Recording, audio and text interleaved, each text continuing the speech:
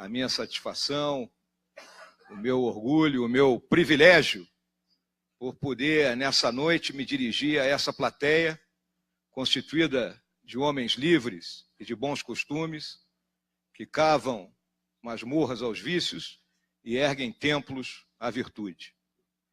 Comigo me acompanha o Coronel Ferraz, meu assistente, e que na linguagem militar é conhecido como Joel, jovem oficial de efeitos luminosos.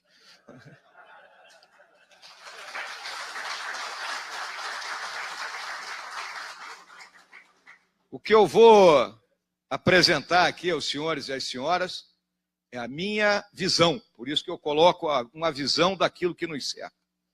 Em todos os fóruns que eu compareço, eu deixo muito claro que eu não sou o dono da verdade. Cada um de nós tem seus conhecimentos, suas habilidades, suas atitudes, seus valores, suas experiências, né? E isso dá uma percepção. E é isso que eu vou tentar transmitir aqui de forma a mais objetiva possível a todos os senhores. Como antigo integrante, eterno integrante, digamos assim, da atividade de inteligência, eu sempre gosto de me reportar a essa frase do John Foster Dulles, foi secretário de Estado dos Estados Unidos e um dos criadores da Agência Central de Inteligência, onde ele diz que a inteligência é o mesmo que clarevidência, é um tipo de ofício artesanal de profetizar. Mas o que eu quero dizer com isso? É que quando a gente trabalha buscando enxergar o que acontece na nossa volta, a gente normalmente se encontra naquilo que nós chamamos de um estado de opinião, que é entre a dúvida e a certeza. Por isso que eu enfatizo que aqui eu tocarei na minha visão. Vamos seguir esse sumário, uma rápida introdução. Farei uma análise da conjuntura, conforme foi dito aqui no início da nossa atividade, abrangendo o mundo de hoje, a América do Sul, que é o nosso entorno próximo, e o nosso país. Vou discorrer alguma coisa do que eu penso que tem que ser o Estado moderno, que é para onde nós temos que dirigir. E vamos a uma conclusão. Pode ir, Ferraz. Essa transparência, né, eu podia até colocar aí, em homenagem ao Brigadeiro Martins e ao Coronel Brito, que não existe céu de brigadeiro, né? Mas não existem mais mares tranquilos. O mundo de hoje, ele é cataclísmico. Ele muda constantemente. Ele nos chacoalha, ele nos atinge. Por quê? Porque existe uma velocidade de informação muito grande. Se nós colocarmos aqui eu estou com uma plateia de gente experiente, né, que já viveu outras épocas, se nós voltarmos não muito tempo atrás, 45 anos atrás, vamos colocar aí, nós não tínhamos rede nacional de televisão, não havia televisão colorida, não tinha internet, a gente trabalhava na máquina de escrever, ou seja, as informações eram transmitidas de forma muito mais lenta.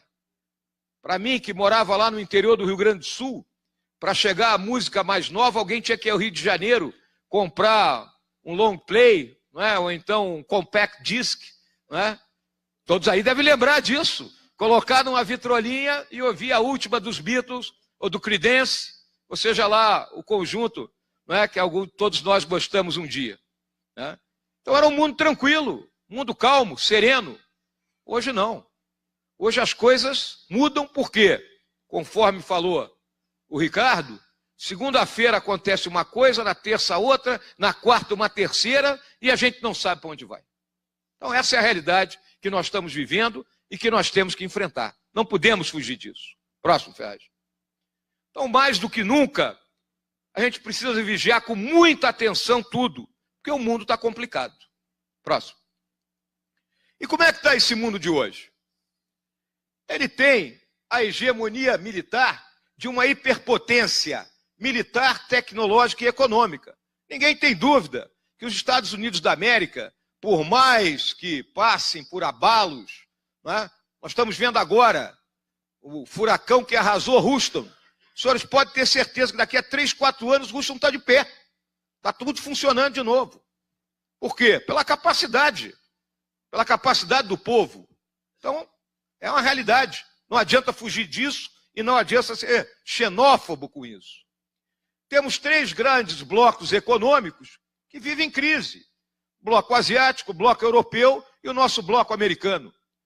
Instabilidade e competitividade.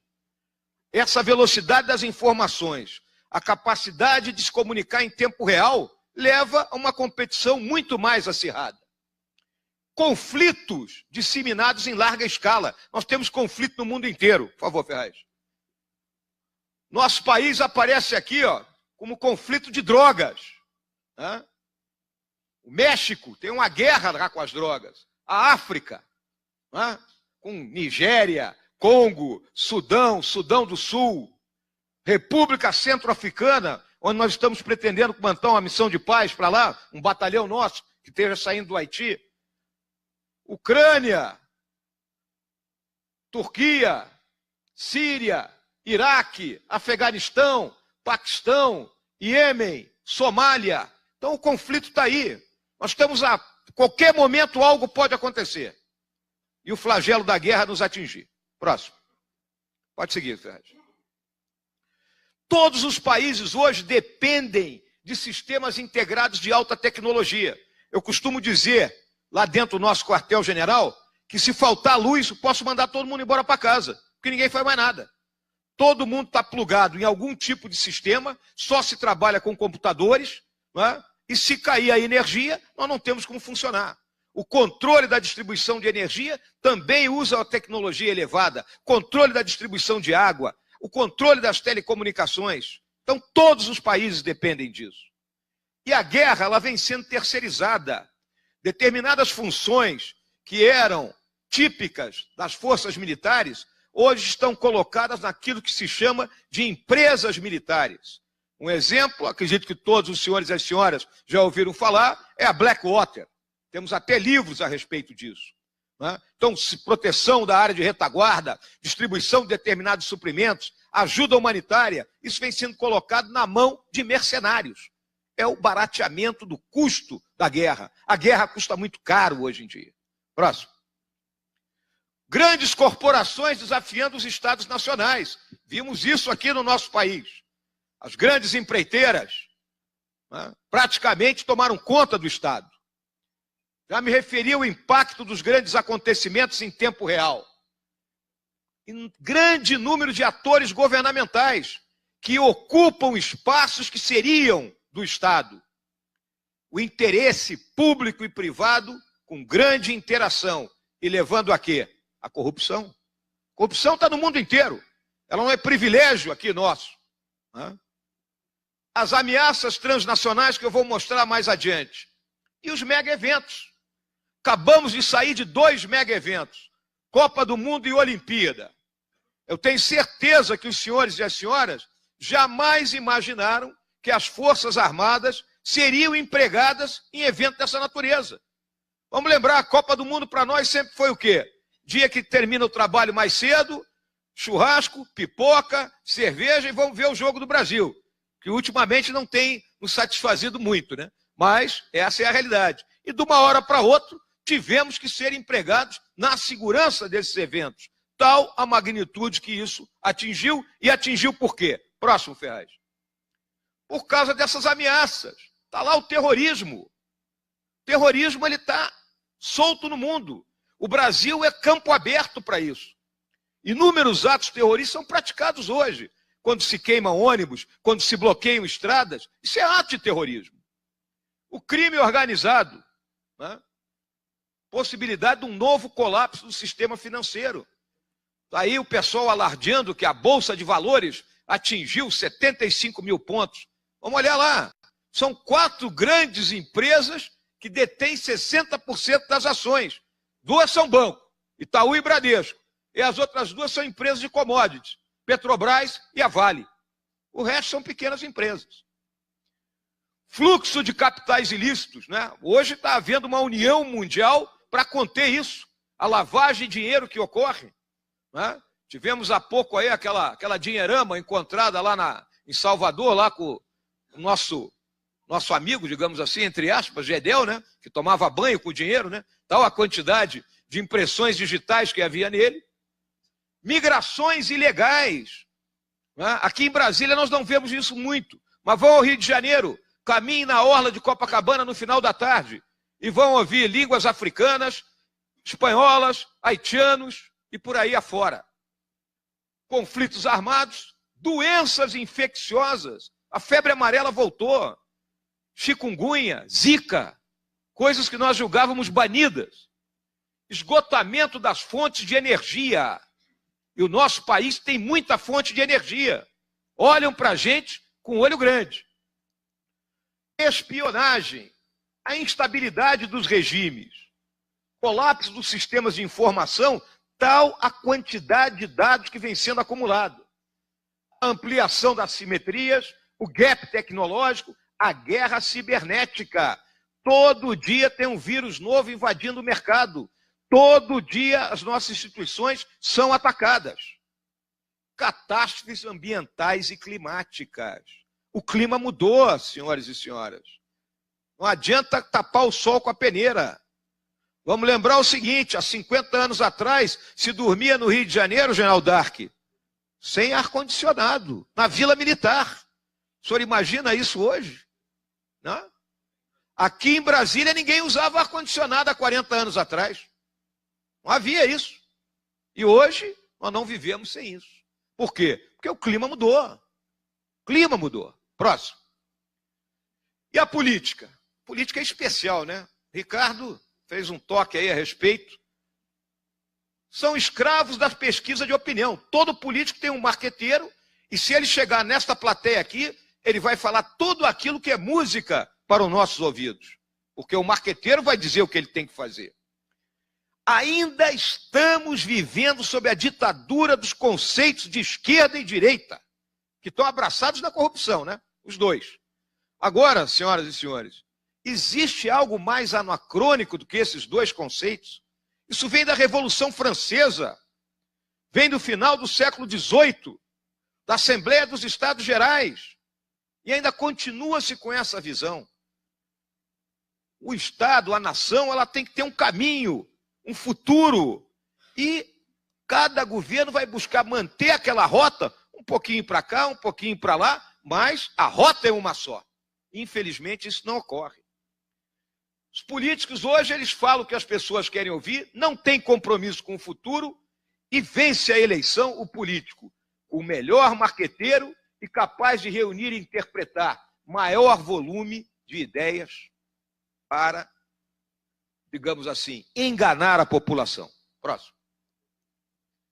As grandes de hoje, a das drogas, a nossa juventude está sendo atacada por isso aí. Nós temos que lutar contra isso. Não adianta querer fugir disso. A guerra das drogas é a guerra número 1 deste século XXI. Nós, dentro do Exército, vivemos isso dioturnamente com a juventude que recebemos nos nossos quartéis, que a imensa maioria é oriunda da periferia das cidades. Vem de lares destruídos e onde o consumo de droga e de álcool começa na mais tenra idade. O dinheiro ilícito, as armas leves e de destruição em massa, o terror, o tráfico de pessoas, as catástrofes ambientais, estamos vendo o que está acontecendo com essa temporada de furacões, e a guerra climática. Senhoras e senhores, por que os africanos saem do norte da África, se atiram no mar Mediterrâneo em embarcações improvisadas para atingir o sul da Europa? Porque estão esgotadas as condições de vida no norte do continente africano. Eu tenho falado para a juventude militar que nós ainda vamos matar e morrer nesse século XXI pelo clima. Militarização do espaço, satélites, drones, armas capazes de serem lançadas a grandes distâncias, vinda diretamente de uma posição geoespacial. Próximo, Ferraz. E a América do Sul? A América do Sul é um condomínio de países periféricos. Próximo. Está aqui, ó. Estamos desechados da maior linha de comércio mundial e esses nossos países têm muito pouco peso específico no concerto das nações. Próximo. Ainda tem um ideário obsoleto e sentimentos vivenciados na era colonial. Ainda todo mundo acha que o português é culpado de tudo, que o espanhol é culpado de tudo, não é? Como se nós não tivéssemos 200 anos já independentes. Defasagem tecnológica e contingente de excluídos. E aqui eu quero dizer que excluídos não são pobres. Nós que operamos nas favelas do Rio de Janeiro, na Maré, no Alemão, ali nós vemos a realidade do excluído, é aquele onde o Estado não chega.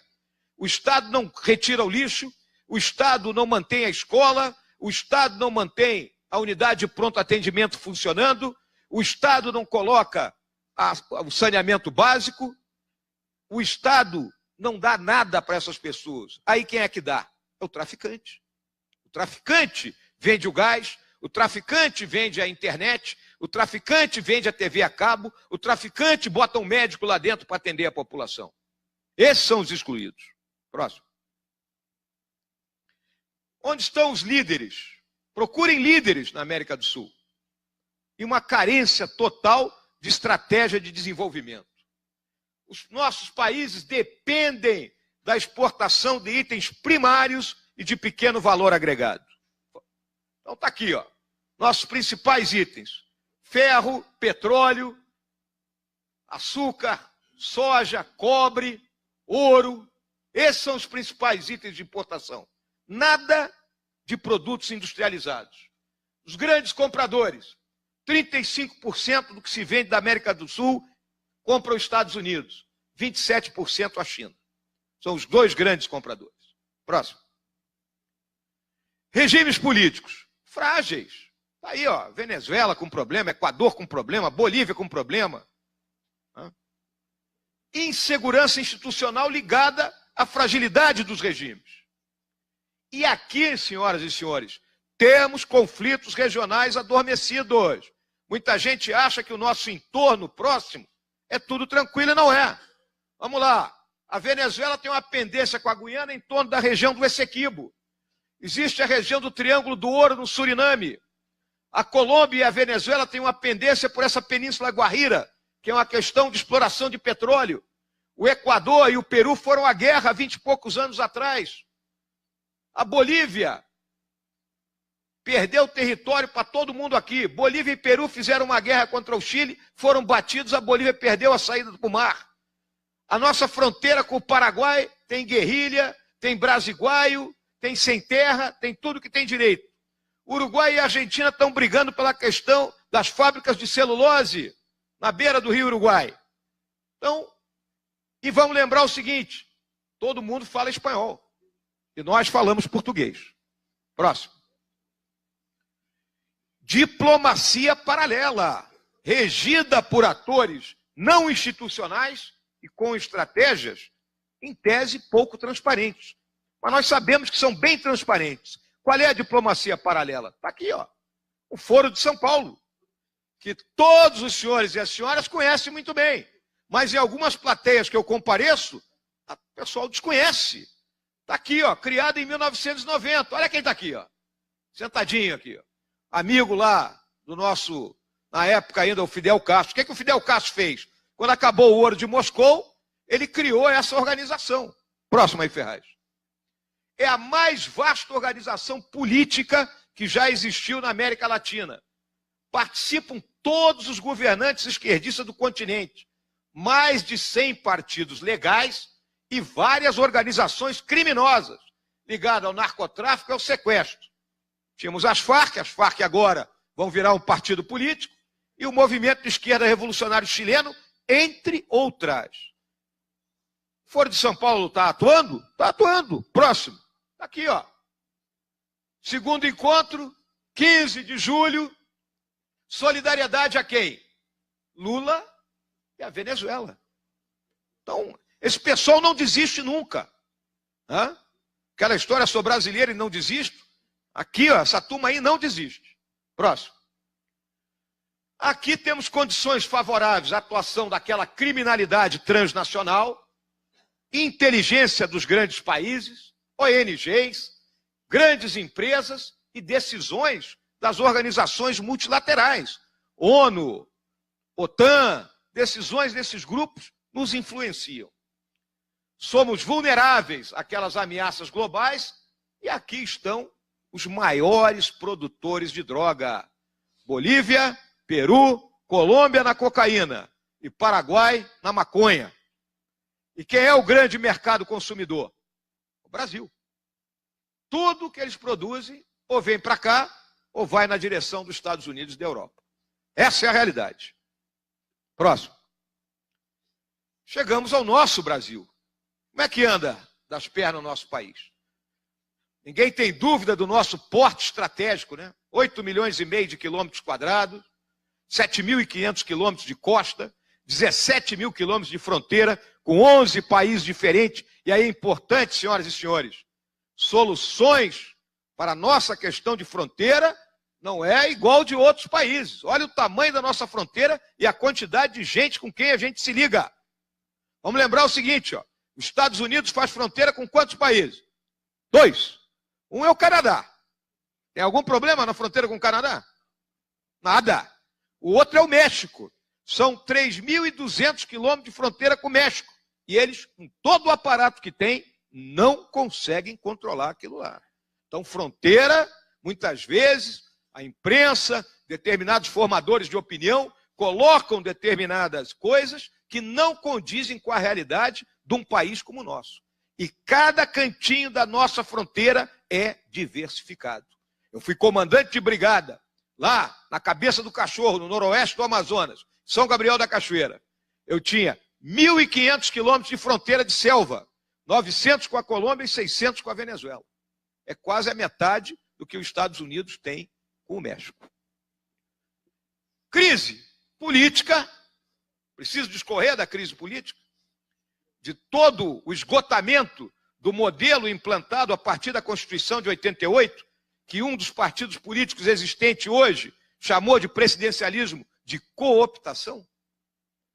Preciso discutir da baixa representatividade dos poderes da República. Preciso tratar da forma como nós temos uma proliferação de partidos que não representam a ninguém. Algum dos senhores e as senhoras se sentem representados por algum partido político existente?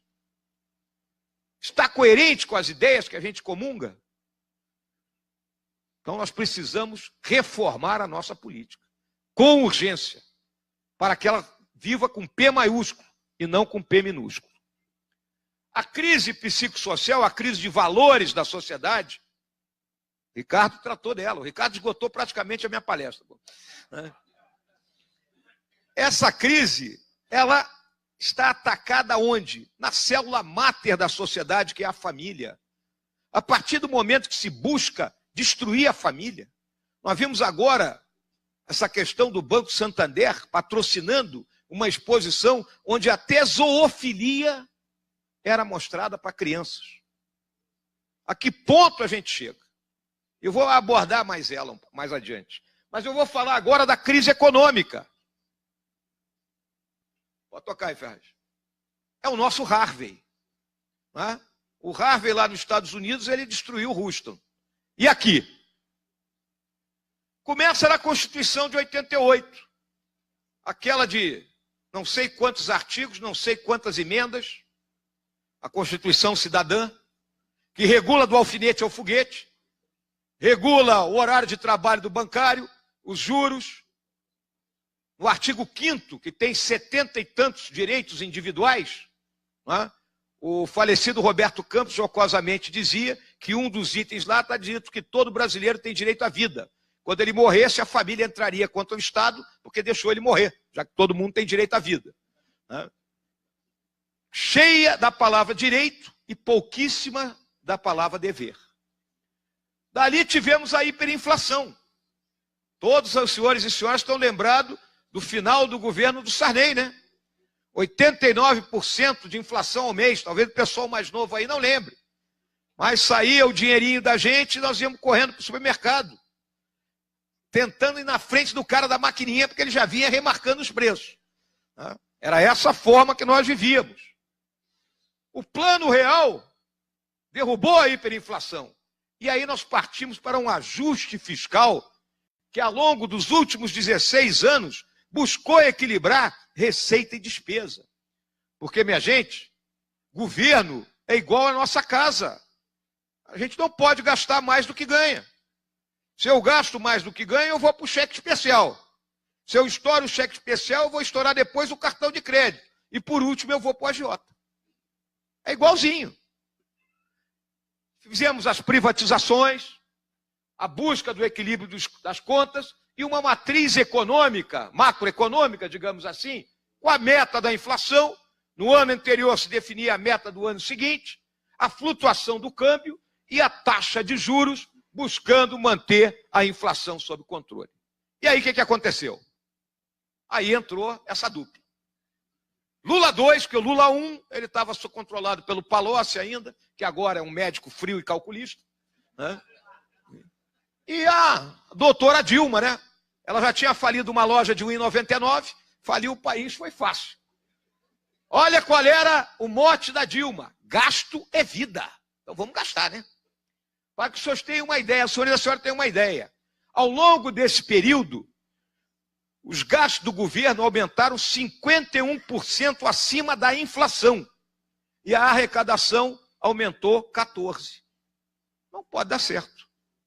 Criar essa nova matriz econômica. Endividamento de famílias e empresas, valorizar o câmbio, as desonerações fiscais, ou seja, primeiro começou com determinados setores, tendo um alívio no pagamento dos tributos. A partir daí, todo mundo quer sua sinecura, seu privilégio. Não, eu também quero. De modo que, no final das contas, ninguém mais estava pagando tributo, ou estava pagando de forma reduzida. E a redução dos juros por decreto. E aí os famosos subsídios. Os explícitos, que são as desonerações, e os implícitos. É o que era BNDES, Caixa, Banco do Brasil. O BNDES captava dinheiro a 13% no mercado e emprestava a meia dúzia.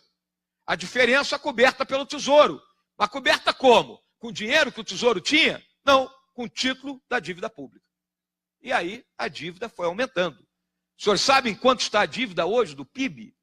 74% do nosso PIB. São 4,7 trilhões de reais que nós estamos devendo. A contabilidade criativa do Arno Agostinho, né, o velho trotskista lá do Rio Grande do Sul, e aí levando ao atraso nos pagamentos. Por quê? A Caixa paga os benefícios, auxílio-desemprego, benefício de prestação continuada, e o governo tem que ressarcir a Caixa. Aí o governo não ressarcia, pedalava, jogava para o outro ano e deixava o prejuízo na conta da Caixa. E aí, déficit fiscal, né, e aumento da dívida. Observem o déficit. 2012 nós tínhamos superávit. Isso aqui é resultado primário. Resultado primário é conta de padaria. É receita menos despesa. Não entram aí os juros da dívida pública. Então, 104 bilhões em 2012, 2013, 91, aqui ó, 2014. Tínhamos que fazer o diabo para sermos eleitos. Não era isso aí? Menos 32,5. 15, menos 111. 16, menos 154. E agora, menos 159 bilhões. Essa é a situação do governo brasileiro, senhoras e senhores. Eu tenho alertado meus companheiros na minha instituição sobre isso, porque em determinado momento o Estado pode quebrar. A economia, ela anda, mas a economia estatal, ela não está andando. Próximo. E o resultado final disso aí? Se criou um novo regime fiscal. Qual é o novo regime fiscal? A pizza do governo é uma. O que é que ela aumenta para o ano seguinte? De acordo com a inflação do período de julho de A-1 até junho de A. Esse é que o orçamento só pode aumentar nisso. Então, engessou o orçamento. E a vida real? Por determinação constitucional, as despesas com previdência, pessoal e benefícios crescem acima da inflação. Em consequência, vai aumentando a parte da pizza das despesas obrigatórias e aquilo que se chama de despesas discricionárias, que são o investimento e o custeio da máquina pública, vai sendo comprimido. E aí o governo para. Ele vai ficar só pagando gente. Até quando? O prazo é 2022. Em 2022, se nada for feito, o orçamento da União será todo consumido pelas despesas obrigatórias. Próximo. Para cumprir a meta, está aqui que eu falei, o governo tem que cortar gastos com custeio e investimento, e com isso falta o recurso para saúde, educação, defesa. E em 2022, as despesas obrigatórias serão maiores que o orçamento da União. Próximo. E aí eu trago essa frase do Roberto Campos, uma conclusão parcial, né? Que a diferença entre a estupidez e a inteligência é que a inteligência é limitada, infelizmente. Essa é a realidade. Próximo. Pode ir, Ferraz, isso aí já... Bom, nichos de pobreza... Volta, Ferraz. Perdão. Nichos de pobreza preocupantes aqui no nosso país. A infraestrutura logística. Nós construímos um modelo inicial montado em cima de rodovias, não conseguimos ter a interoperabilidade. Não é possível que com 7.500 quilômetros de costa, com portos, a gente tire uma carga do Rio Grande do Sul para o Rio Grande do Norte em lombo de caminhão. Próximo. Bases institucionais do nosso país frágeis. Aplicação desequilibrada das expressões do poder nacional. Só temos 1,2% do comércio mundial e dependemos de tecnologias alienígenas. Não dominamos todos os ciclos tecnológicos. Defesa e segurança são precárias. E a atividade de inteligência, ela se tornou maldita com o fim do período dos presidentes militares. É chamado de ditadura militar. O período de 1964 a 1985 é deboche. Porque os mesmos que chamam de ditadura militar chamam Fidel Castro de presidente. Próximo. Atores à margem da lei, abrigados em áreas e segmentos carentes da população e em atividades envolvidas pelo Estado. Então aqui estão os dois grandes grupos de bandido que nós temos. Aquele bandido que nos assalta na rua, que rouba o celular, que rouba o carro, que dá um tiro num pai de família na esquina para tirar qualquer troco que o cara tenha, e a turma do colarinho branco, a turma dos 51 milhões, né?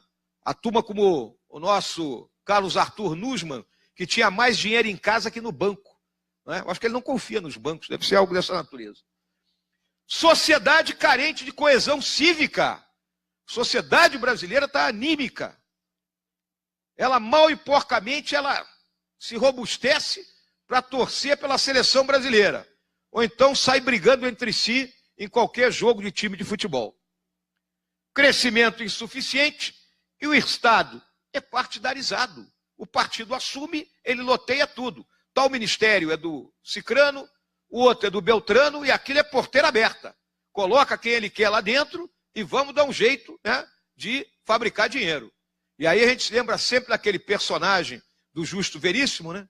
Do Chico Anísio, o Justo Veríssimo, né? Aquele deputado que só queria uma mamata, uma negociata, é o que nós vemos. Índices preocupantes de corrupção. Próximo. Então está aqui o mapa da corrupção no mundo. O Brasil ocupa a posição 179. Né? Os Estados Unidos é o 18º, olha aqui na América do Sul. O Uruguai é o 21º. E a Dinamarca é o país menos corrupto do mundo. Próximo. O aparato de segurança pública é frágil, obsoleto e comissões institucionais precariamente definidas. Senhoras e senhores, a polícia vive o pior dos mundos. Se ela age como polícia, reprime, prende, mata, a equipe dos direitos humanos aí da Maria do Rosário e Jean Willis e outros, né? Randolfo Rodrigues e por aí afora, vai cair em cima da polícia. Observe, leia uma página do Globo, qualquer dia da semana. Os senhores encontrarão o seguinte relato. Na comunidade do Pavãozinho, na localidade conhecida como Vietnã, o grupo de policiais estava patrulhando, encontrou marginais armados e houve o confronto. Queriam que houvesse o quê? Que a polícia fugisse e deixasse os marginais armados tomando conta da área. Então, a polícia vive o pior dos mundos. Tem que mudar isso. Somos suscetíveis a todas aquelas ameaças transnacionais. Dificuldade para garantir as vias do nosso comércio. A nossa marinha, a nossa força aérea, sucateadas. E o Estado? É caro, minha gente. O Estado é muito caro. Somos extremamente burocratizados. Em tempos de tecnologia, intenso uso da tecnologia de informação e comunicações, ainda tem carimbo, hein? Ainda tem carimbo. Corporativista em alguns segmentos do funcionalismo. É só o privilégio. Valorização assimétrica de servidores e práticas obsoletas na máquina pública. Então, esse é o quadro que nós estamos vivendo. Próximo. E aí vamos ver como é que é o Estado moderno. O que se espera do Estado hoje? Próximo. Não há dúvida que houve um aumento exponencial das demandas sociais. O Estado tem muita coisa para prover. E aí, todos os estados do mundo têm uma redução da sua capacidade financeira. Todos enfrentam uma crise fiscal, que ela tem que ser combatida. Os padrões de referência são os países mais desenvolvidos. Nós não vamos nos basear na Somália. Não vamos nos basear no Sudão. O nosso povo, ele quer o quê? Ele quer um padrão FIFA, né? É o padrão FIFA, que foi cunhado. O cidadão cliente hoje, ele não aceita mais ser tratado como uma pessoa de segunda categoria. Se ele paga imposto, ele quer a restituição daquele imposto. Se ele paga IPVA, ele quer rua calçada, ele quer estrada que não seja esburacada, não é? Ele quer segurança. A extensão dos direitos sociais aumentou, não é? Nós tínhamos a massa dos excluídos, é um fator desestabilizador. Tem que entender isso. E há uma reação à cultura burocrática e à má qualidade do serviço público. O servidor público, o próprio nome está dizendo, ele tem que entender que ele presta serviço à comunidade. Ele não está fazendo favor para ninguém. Próximo. Fundamentos econômicos de hoje. Disciplina fiscal. Eu arrecado, eu gasto. E aí tem que priorizar os gastos. É a famosa escolha de Sofia. Se formos lá para o primeiro capítulo do livro do Adam Smith, da Riqueza das Nações, o que se diz? Canhão ou manteiga. Mas tem que haver uma escolha. Reforma tributária e liberalização financeira. O regime cambial e liberalização comercial. Ninguém pode temer investimento estrangeiro. Nós ainda estamos naquela... Não, vão tomar a Amazônia, vão comprar as terras na fronteira. Não podemos temer isso.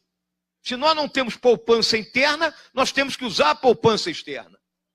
Privatização, sim. Desregulação. Vamos liberar as coisas. E a questão da propriedade intelectual. Próximo. Nova gestão pública, gestão profissional no setor público. Não pode contratar qualquer um. É meu amigo, agora eu dou um cargo de confiança. Padrões explícitos e medidas de desempenho. A meritocracia. Tem uma massa de gente que trabalha no serviço público, você fala meritocracia, ele começa a tremer. ênfase nos controles, está aí, Tribunal de Contas, né? Todos eles pressionando. Satisfação do cidadão e na qualidade do serviço. Autoridade delegada, não pode ter centralização ao excesso num país do tamanho do nosso. E competição, a competição faz bem. Disciplina e parcimônia no uso dos recursos. E está aqui, ó, extenso uso das novas tecnologias. Próximo. E a governança? Estado é entendido como um organismo plural. Especificar os objetivos das políticas públicas é a famosa transparência. E aí, levando a interação com a sociedade, o uso das redes, a comunicação hoje, ela flui pelas redes. Relações baseadas na confiança e contrato. Políticos com liderança. E a transparência, que eu já me referi. Próximo. E aí o Estado se transforma.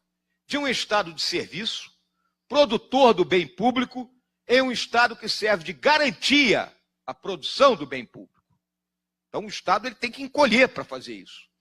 De um Estado ativo, provedor solitário do bem, é um Estado ativador, fomentador, que aciona e coordena os outros atores a produzir com ele. E de um Estado dirigente ou gestor, é um Estado cooperativo, que produz o bem público em conjunto com os outros atores. Isso é a transformação, senhoras e senhores. É o caminho. Próximo. Vamos chegar então aqui à nossa conclusão. Qual é o significado disso tudo? O problema, segundo Joseph Nye Jr., que para todos os estados do século XXI, que há cada vez mais coisas fora de controle, até mesmo dos mais poderosos, devido à difusão do poder para os atores não estatais. Temos que conviver com isso. Próximo. Cenários do Brasil. Esses cenários têm sido difundidos aí, né? O final antecipado é a queda do Temer, o sucesso parcial é a economia entrar nos eixos, o Temer não sofrer mais nenhuma denúncia, e o sucesso amplo é o Estado bate numa picareta em algum lugar, jorra petróleo, ouro, e aí o Estado volta a enriquecer, né, de uma forma terrível. Mas o que nós estamos vendo é o que os analistas políticos chamam de sarneização, né? E se nós lembrarmos o que foi o período do presidente Sarney, não é, tutelado pelo doutor Ulisses Guimarães e a parcela do PMDB, não é, sem capacidade de influenciar em nada, é o que nós estamos vivendo hoje, né? Guardadas as devidas proporções. Próximo. E como superar isso? Reforma tributária. A quantidade de tributos que nós temos leva a uma evasão. Por que até hoje a gente não consegue implementar o imposto de valor agregado, o IVA, que existe em tudo que é país? Até os nossos vizinhos têm. A reforma fiscal para reduzir o custo do Estado. Um novo pacto federativo. Digitalização e virtualização dos serviços públicos, dentro daquele caminho da modernidade. E revisão da gestão do funcionalismo profissional, analisarmos a questão da estabilidade. Mas o cara tem que ter algo que o ameace. Ninguém pode passar a vida achando que está tudo tranquilo. É aquela famosa história do paletó na cadeira. Privilégios. Greve. Como é que o funcionalismo pode ter direito de greve? Não é? E ter estabilidade? E aqui, minha gente, existe a maior de todas as reformas, que é a reforma moral, em cima dos valores da sociedade, da questão psicossocial, a reforma cultural. Nós carregamos dentro de cada um uma herança cultural tripla. Nós temos a herança cultural ibérica, que é a do privilégio e da sinecura. Todo mundo quer se dar bem. Temos a herança cultural indígena, que é da indolência. É o índio deitado na rede e a mulher cavando lá, carregando o filho. E temos a herança cultural africana, que é a da magia. Vai dar certo. Vai dar tudo certo. A molemolência, o samba, não é? Nós somos melhor, a embaixadinha. Nós temos que romper esse ciclo. Essa é a realidade. Próximo. E aqui eu quero tocar em dois aspectos da minha profissão, porque eu estou falando de valores. Nós temos formação específica e aperfeiçoamento constante. É importante que os senhores e senhoras entendam isso. Militares, eles estudam nas mesmas escolas. A gente se conhece desde cedo. É diferente do profissional civil, que um é formado por uma universidade na Bahia, outro no Rio Grande do Sul, outro em São Paulo e vão trabalhar numa empresa em Mato Grosso. Não se conhecem. São formados de forma distinta. Nós não. Nós viemos desde cedo. Colégio Militar, Escola Preparatória, Academia Militar, Escola de Aperfeiçoamento, Escola de Estado Maior. Por isso que se diz, no caso específico do Exército, que o Exército é pequeno e tem muros baixos. Ou seja, todo mundo sabe de todo mundo. Ninguém engana ninguém. Disponibilidade permanente.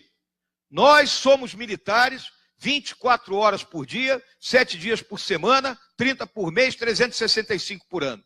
Não é porque acabou o expediente que eu vou botar um brinquinho na orelha e serei outra coisa. Não, eu sou militar. Não deixo de ser, jamais. Proibição de participar de atividade política. Não tem política no quartel. O milico que quer ir para a política, ele vai entrar em licença para tratamento de interesse particular. Se for eleito, tchau, vai embora. Se não for eleito, ele volta. Proibido sindicalização e participar de greves. Senhores e senhoras já imaginaram se tivéssemos o sindicato dos cabos de soldado, o sindicato dos tenentes, o sindicato dos oficiais superiores e dos generais. Seria um sindicato fortíssimo esse, não é? Com alta capacidade de mobilização. Né? E greve não tem. Não tem essa história de sentar no chão e não vou. Tem o famoso RDE, o Regulamento Disciplinar do Exército. Já dizia Osório, é fácil a missão de comandar homens livres. Basta mostrar-lhes o caminho do dever e o RDE. Princípios rígidos de hierarquia e disciplina. Então, é uma estrutura hierarquizada e disciplina. A disciplina não significa subserviência. A disciplina significa o quê? Que nós vamos debater, estudar uma linha de ação e no momento que o comandante decide, mesmo que não seja aquilo que eu achava melhor, eu vou cumprir. Isso é a disciplina. Direitos trabalhistas? Não tem.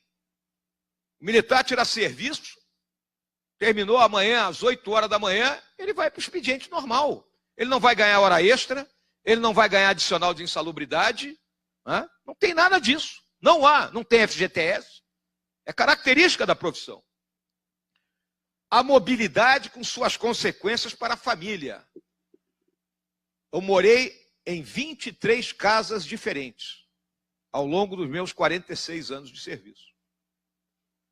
Minha esposa, ela começou a namorar comigo, eu era aluno do colégio militar. Foi noiva do cadete, casou com um aspirante. Carregou a casa nas costas ao longo de todo esse período. Meus filhos estudaram em os colégios mais distintos do Brasil. Mas nada impediu que nós constituíssemos um núcleo familiar, alegre e coeso. Mas é uma característica. E no mundo de hoje, onde a força de trabalho da mulher é importantíssima, as nossas esposas têm uma dificuldade tremenda de se inserir no mercado de trabalho. E hoje é necessário. Antigamente o provedor resolvia tudo, hoje não resolve mais, porque as necessidades são muito maiores. Agora mesmo, meu neto mais velho fez 14 anos, queria um computador gamer. Pô, que diabo de computador gamer? R$3.000. Eu digo, pô, como é que é possível isso? Antigamente, quando o cara fazia 14 anos, ele ganhava um livro, um joguinho e estava muito satisfeito. Pô. Dedicação exclusiva. Milico só pode ser milico. Nós não podemos ter outra profissão. Só tem 2 grupos no estamento militar que pode trabalhar fora. É a turma de branco, a turma da saúde e os professores. O resto, se eu agora sou general de exército, eu resolvo abrir agora o termo moderno, né? Food truck, né? Eu resolvi abrir um food truck ali na praça lá do Cruzeiro. O general Vilas Boas, se souber, ele vai me botar em conselho. Nós não podemos ter outra profissão, porque é dedicação exclusiva. Risco de vida faz parte da profissão. Aqui embaixo está obscurecido, é o vigor físico. Não importa idade, posto ou graduação. Nós somos submetidos a teste físico e temos que estar em excelentes condições. Faz parte da profissão.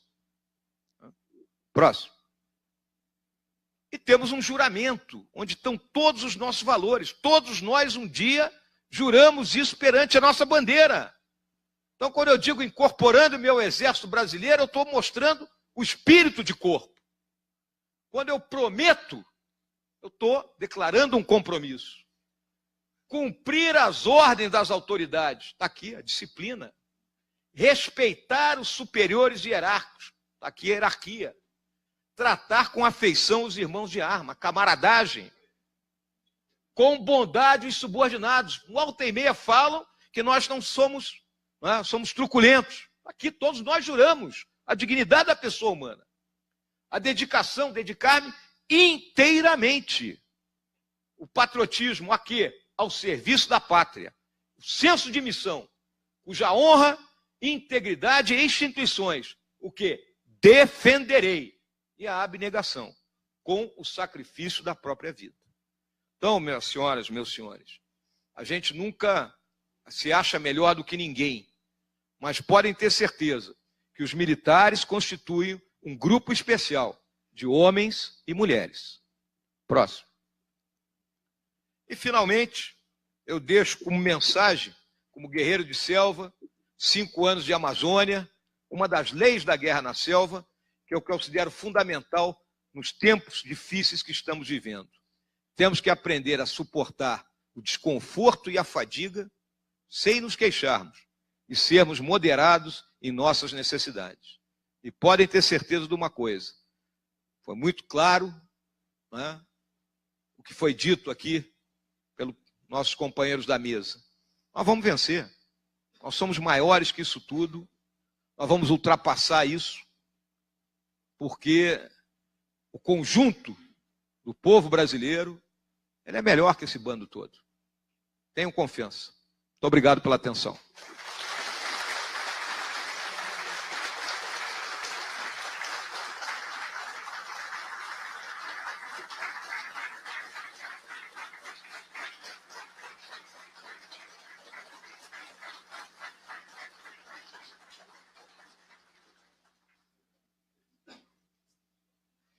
Podem sentar-se, por favor. Eu pediria aos componentes da mesa, por gentileza, que retornassem aos seus lugares, para que nós possamos dar continuidade respondendo às perguntas da plateia.